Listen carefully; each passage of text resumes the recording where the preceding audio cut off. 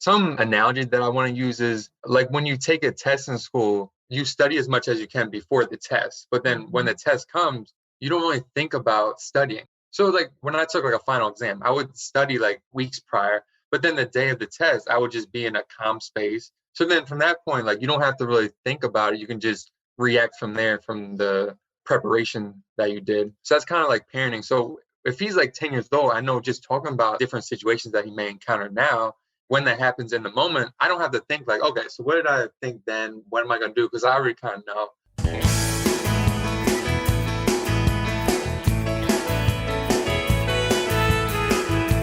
Welcome to another episode of the Onward Podcast. This is Emily Harmon, your host. My guest today is Brian Donato. Brian is a dedicated father living in Philadelphia, Pennsylvania, and he and his partner, Miriam, are raising their son, Ace, who was born in June of 2019. Brian's number one priority is family and being the greatest father he can be.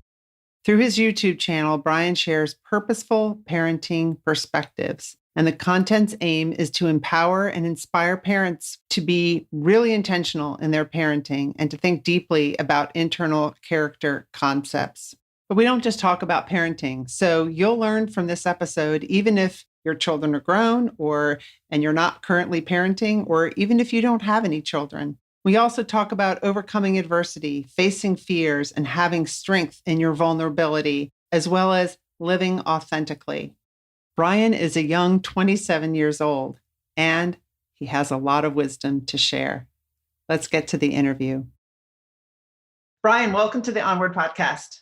Thank you for having me on, Emily. Yeah, I'm looking forward to talking about purposeful parenting. I have interviewed one other person about parenting, and I think her topic was similar to yours. And I just think about how I wish that I looked at parenting the way you guys are looking at parenting back when I was raising my kids. But maybe that's why you have this opinion on parenting based on how you were raised. I don't know. Yeah, I mean, it's really I just feel like people should have purpose in just themselves as a person. So that kind of translates to parenting too. It's like, if you're going to be a parent, if you're going to be a person, you should be like the best person, best parent that you can be pretty much. So that's just the mentality that I have. That you have, yeah. So what is purposeful parenting in your own words? Yeah, so it's pretty much just having purpose in everything that you do, really. So being purposeful as a parent is not like always doing things for your child, or maybe like not fostering their independence and that sort of thing. It's really just like every decision that you make, you just have you just know why you're doing it, and you're just proactive with it, and you're intentional with it too. So like you don't really like wait for things to happen with your child before maybe thinking of like the best way to tackle a scenario. And then also like just through my YouTube channel and the podcast that I have, I just really want to inspire people to pretty much think from the inside out too with parenting. Because I think just with parenting and in life, sometimes people focus too much on like the outcomes of things and the results of things. But of course, like the internal character traits of myself, just as I go through life, I take way more pride in that than like things that I've done in life. Because I know that like the core of who I am, that's the most important thing.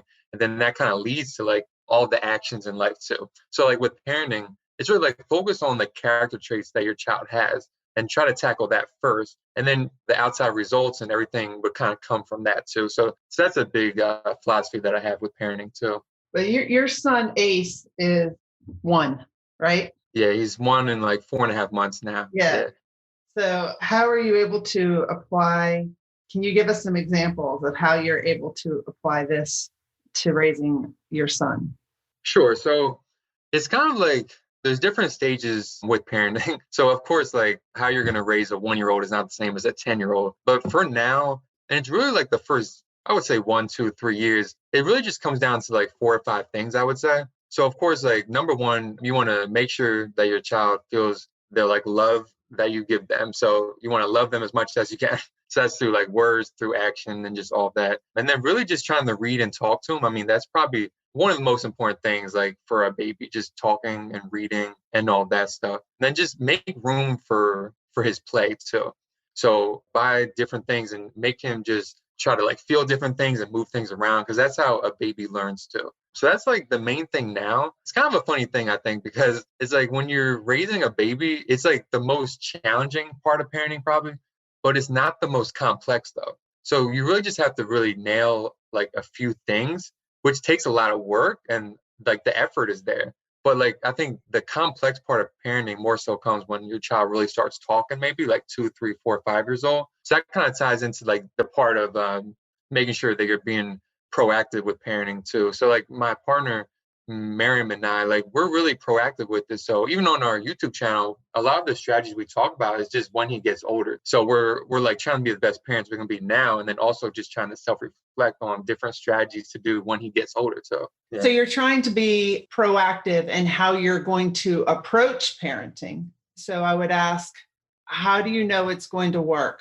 Like, well, you have a master's in positive psychology. But what makes you, I mean, why didn't you wait until your son was like, I don't know, 5, 6, 10, maybe a teenager to prove that your theory works? Yeah. So it's kind of like some analogy that I want to use is like when you take a test in school, you study as much as you can before the test. But then when the test comes, you don't really think about studying. So like when I took like a final exam, I would study like weeks prior, but then the day of the test, I would just be in a calm space. So then from that point, like you don't have to really think about it. You can just react from there, from the preparation that you did. So that's kind of like parenting. So if he's like 10 years old, I know just talking about different situations that he may encounter now, when that happens in the moment, I don't have to think like, okay, so what did I think then? What am I going to do? Because I already kind of know. And it's really just like, though I'm a young parent, and of course my child is just 1 year old, it's really just like different mindsets that you can just have just as a person too. So it's really like how you raise yourself is how you're going to raise your child too. Yeah, that's a So good point, because your child observes you, right? And they're yeah, observing how which is you the most behave. important thing. And they'll be able to tell if I had a recent guest, Evan Knox. He talked about how his dad would tell him stuff that he should be doing, but his dad didn't really display that in his own life. He could see that it was two different things, saying something, but he wasn't acting that way. So you want to have your actions and your words be consistent. And you're taking parenting seriously, and you're thinking through, what are the kinds of things that can show up, which is kind of like thinking through what are the questions that are going to be on the exam, right? And then you're preparing for those so that when you get the exam, the action that you're thinking could happen happens. You're not having to go read all about it and learn. Have done a lot of studying about it, and you already know, and your partner knows too. Together, you've agreed on how you would handle something, and you may have to make some adjustments, but yeah. is that And and like really too, I'm just a big believer in like you have to self-reflect on like the type of person or type of parent that you want to be too. And of course, like there's so much knowledge out there on parenting and like different things to read and like different strategies that people do. But like even someone who watches like my YouTube channel and the different parenting things, I even like say in the videos that like although like I love that like you're watching us kind of share our perspectives, but really the most important thing is like for a parent or a person just to self-reflect on their own. So like don't take like my word like God or like I know exactly how to do it. I'm kind of just sharing my perspectives. So like I do say like in the videos, even if you're a parent, just talk with your partner and just like think about it. Like what kind of child do you want to have? What kind of adult do you want your child to grow into? Like what character traits do you want to emphasize? How are you going to enable them to be their true self, to overcome the obstacles that they have? And just try to think about that. And then after that, maybe then you can kind of like watch how someone else is doing it or kind of gain perspectives. But you really just have to empower yourself just through your own thinking too. Yeah. That's pretty interesting. So can you tell us about your YouTube channel and explain what people would see when they watch some of the videos if they haven't watched them before? The YouTube channel from January to September, my partner and I, we did a Raising an Ace series, it was called. So that was a parenting series on different character traits. So each video was pretty much like tips to raise a child to be authentic, tough, courageous, all of those sort of words. And we just really went deep into it, like tools that we're going to use with Ace to try to get him to be those things. And the channel right now, so it has transitioned somewhat, but it's the same sort of concepts. So it's kind of just general positive psychology, general self-development. So yeah, there's a lot of different stuff on there related to just pretty much being your best self, pretty much. Yeah. Why is this a topic of interest to you? I mean, I know you have a son, but was it before that or? Yeah, well, do you mean like the how to raise your topic kid? of just parenting in general? Yeah. Yeah, I mean, it definitely wasn't before that, just because that wasn't like on my mind, but it's really just ties in just to me as a person. So I try to be the best person that I can possibly be. So if I have like a challenge in my life or, something that's really big, I just try to be the best person that I can be. And I've never been someone to like just focus on myself too. So I think that is kind of tied to it. I'm not saying that like parents just focus on themselves, but to be real, I think there are some parents that they might love their child, but they might not be willing to like put in like all of the work and the self-reflection to try to think through like, okay, how can I be the best parent that I can be? So like I really just want to raise Ace to be the best person that he can possibly be. And again, that's not trying to control his life or that sort of thing. It's mainly trying to empower him to take control of his life and just live as like his authentic self. So I'm really passionate about that, especially in the world that we live in. I think it's so tough right now to be your true self, to be your authentic self. And like there's so much like adversity just in the world and things that people have to overcome. And I think especially the media and social media, sometimes they don't really give you the tools to try to overcome all that. So I think parenting is probably even more important now just because of that, because there's a lot of different factors that are just in our ears, just as a person, and then our kids' ears that we're just hearing. So we really have to navigate our child's life to just try to help them be the best person that they can be. So what does it mean to you to be your authentic self? What does that look like? So that's a good question. So I think one thing, it's a thing that you can just ask yourself when you're talking or when you're sharing something or when you're doing something. So say when I post online, do I ask what sounds good or what do I think? Or when I do something, do I think what looks good or what do I want to do? So I think that is really being your authentic self when you can get to the point that you're saying something because you actually believe it and like that's what's in your heart. And you're not just thinking first, like, oh, what sounds good? Because I think you really have to lead with that. So like I do want things to sound good, of course, because I want to communicate and articulate in the way that I want to. But I first think, what do I think? What do I want to communicate to the world? Or what do I want to do in my life?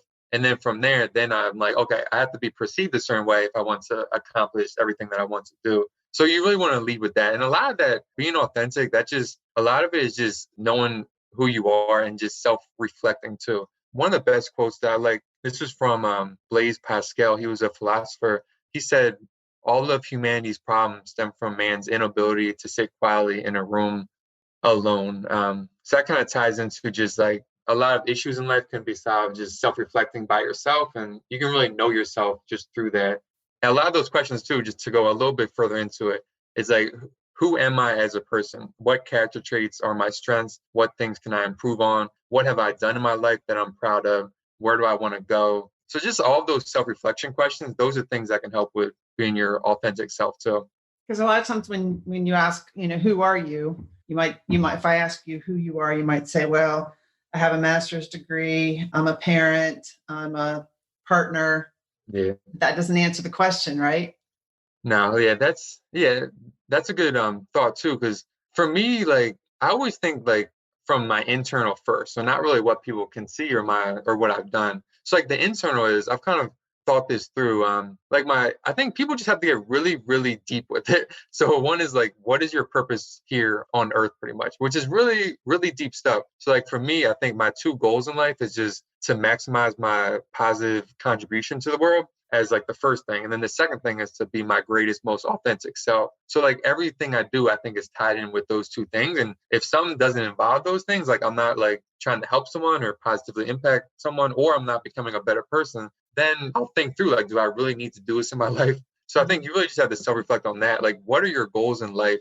And then like really think through like, what character traits do I really want to hold dear? What values do I have? Because it's like you need to hold values dear to yourself. That doesn't mean that you don't want to change as a person. So you do want to grow as a person, but that's not the same thing as like your core values, which should always be consistent. Yeah.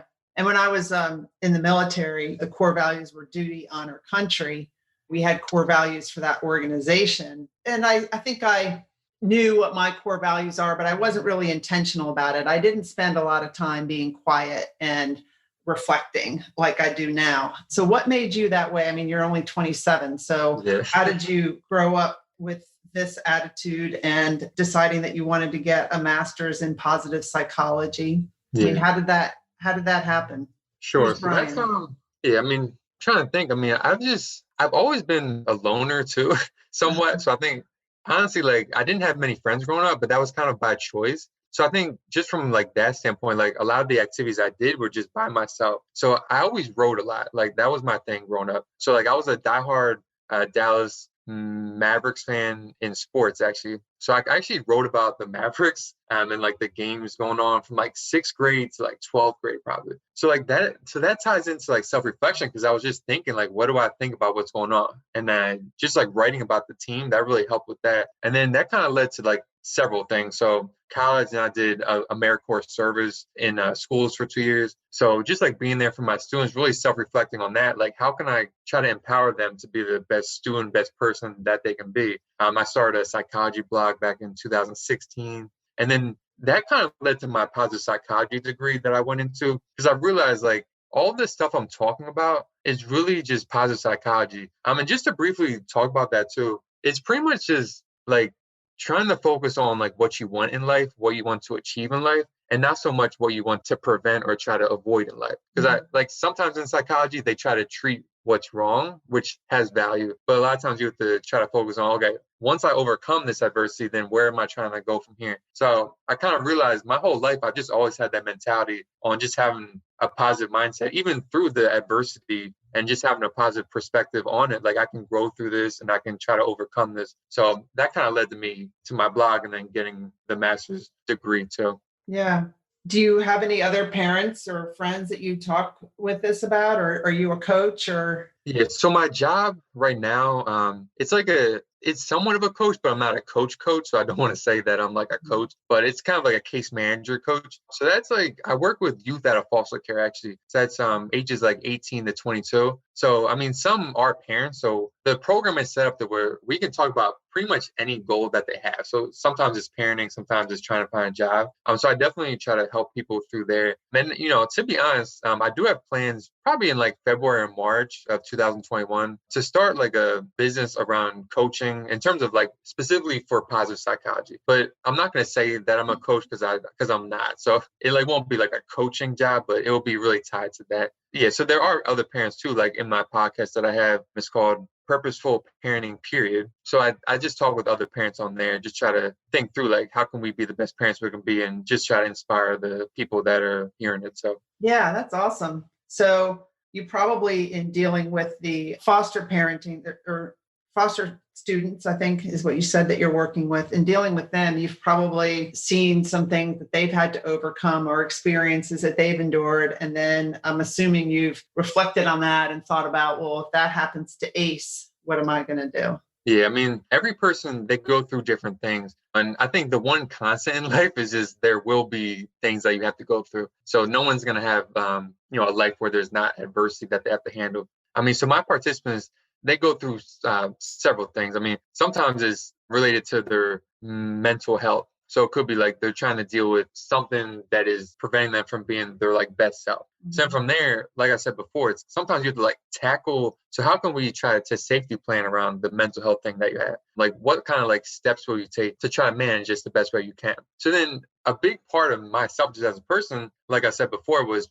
combining that part, combining the like overcoming adversity with, okay, as you're doing this, like, where do you want to go in life? Or like, what are the positive goals that you have? Like, what's the greatness that you want to manifest pretty much? And, I do know that some people, they don't really see the same way with that. Some people might think, well, first you have to overcome the adversity, then we can focus on where we want to go. But I think the process should be both at the same time because you have to understand like the way a lot of times to get through adversity is to focus on, okay, what vision am I trying to get to? Because if you kind of lose hope and you don't really have a vision, and then you might just kind of stay there if you don't have the motivation to get somewhere else. So What if you just don't with know my for sure? participants.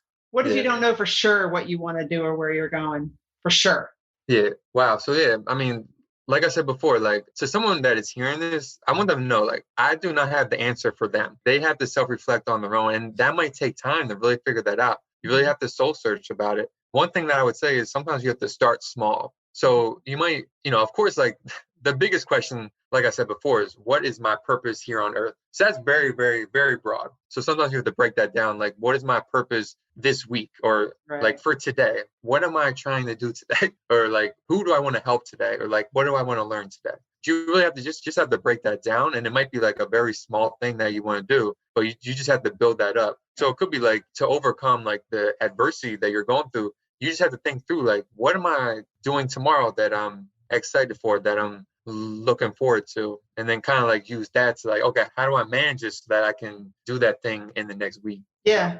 Yeah. Like my son, he's celebrated 4 years sober. And what they taught him at NA was do the next right thing. And if he was trying to think about what am I going to do in 4 years from now, or what's my whole life purpose, it would have been overwhelming. He had to Yeah. focus on just like sometimes you have to focus on the next minute or the next day or the next half of the day. What are you going to do? What right decision are you going to make that you may not know exactly where you're going to end up? A lot of times, I think when you're young, you see people that are so successful and they're doing their life's purpose and they're right where they want to be. But hearing stories like we talk about on this podcast helps you realize they didn't know at age 20 where they were going. You can kind of look back and connect the dots, but it's easier to connect the dots when you're looking back than it is forward, because you don't know, I'm going to do this, but you have to, no decision or no action is also a decision.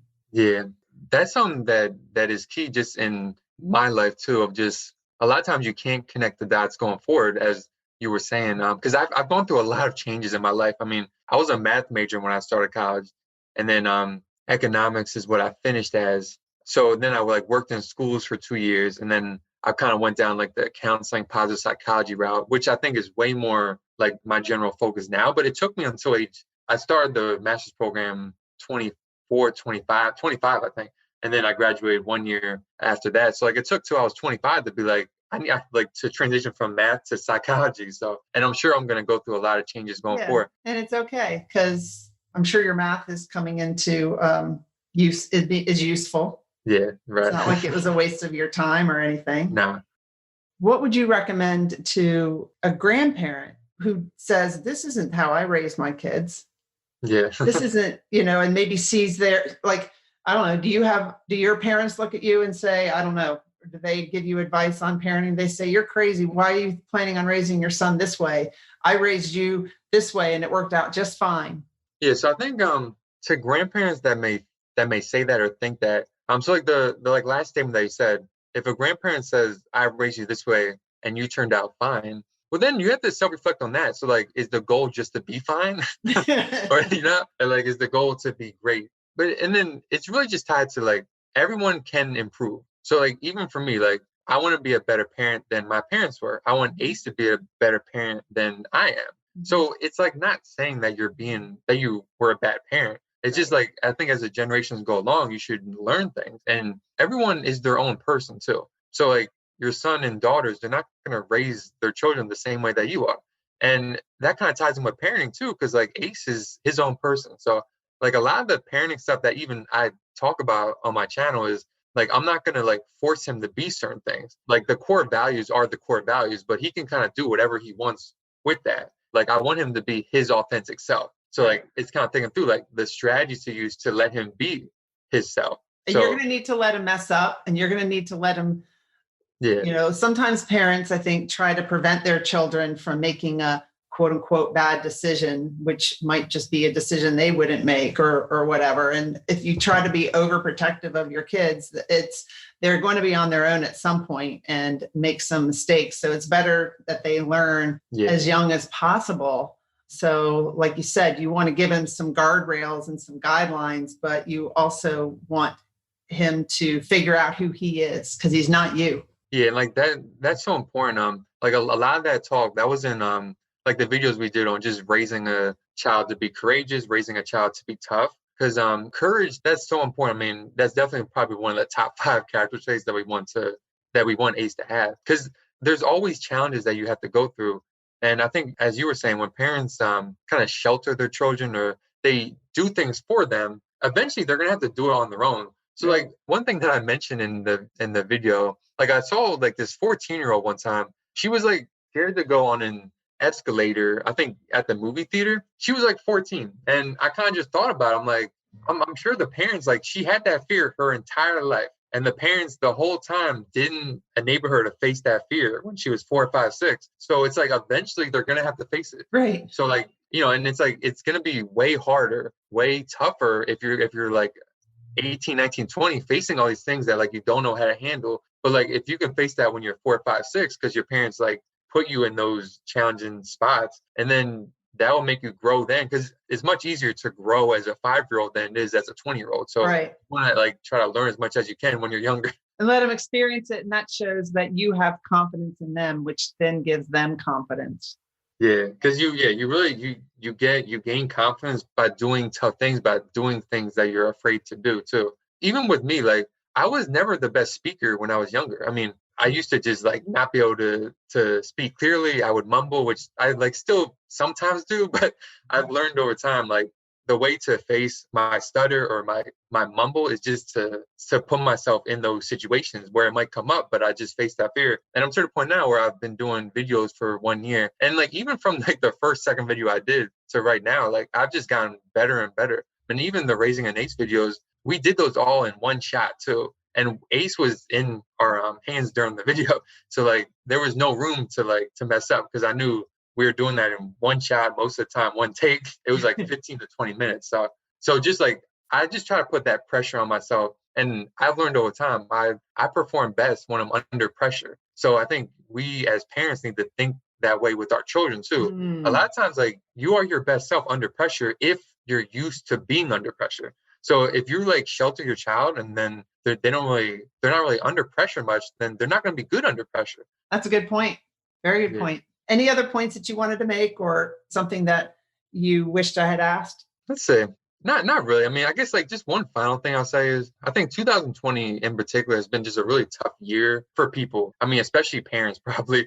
So I think the thing just to keep in mind is you just have to prioritize your inner peace as a person. So if there was like one takeaway, I think from this whole video is like, there will be adversity, and it's totally okay to feel sad about it, or like to mourn, or to have the adversity. So like you have to, it's kind of like one thing that I say on my channel is you have to accept like all of your emotions that you have, all of like the negativity maybe that you have inside, but like all the negativity that's being directed to you, maybe from other people, from the media, you have to like keep that from your heart. So you kind of have to accept everything that you have, but don't accept all the stuff that's being thrown at you, and really prioritize your peace. Don't take it all on. It's like the book that Viktor Frankl wrote about how he was peaceful within while he was in the Nazi prison camp. That's probably one of my favorite books. And just because you said the book, I'll just mention one thing from that book that I love.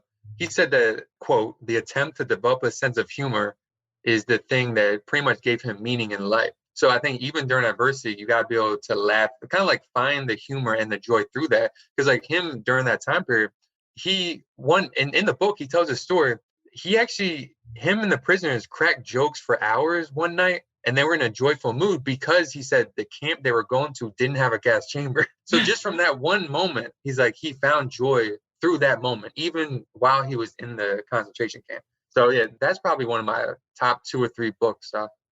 Yeah, that's a really good book. And I interviewed a guy named Udo Erasmus. I published it a few weeks ago, and he talked about the peace within, because I was saying in that interview, I'm doing okay with COVID because I've got retirement income, I've got good, comfortable place. But I feel for parents, and I listed, people who are restaurant workers, the nurses, the doctors. He said, no, that's just an excuse. You've got that ability to find peace within, no matter what is going on the outside. Yeah. So, awesome. All right. Thanks, Brian, for being on the Onward podcast. Thank you. Thank you. Lots of wisdom in that interview. I love learning from every single Onward podcast guest. Have you heard that I've started doing some of my Onward podcast interviews live? And then you can engage and ask questions with the audience. I'm starting to broadcast them live on LinkedIn and on my Onward Podcast Facebook page. I'm going to conduct these interviews on Wednesdays at 7:30 Eastern Time. On occasion, I might conduct another one during another time of the day. So follow me on LinkedIn and follow the Onward Podcast /Onward Movement Facebook page, as well as you can always join the Onward Movement Facebook group. It's a private group, and all of those links are in the show notes. So if you want to join live and have the guest address your comments, I'd love to see you there. Please stay healthy and safe. I care about all of my Onward podcast listeners. Thank you for listening today. Have a good week.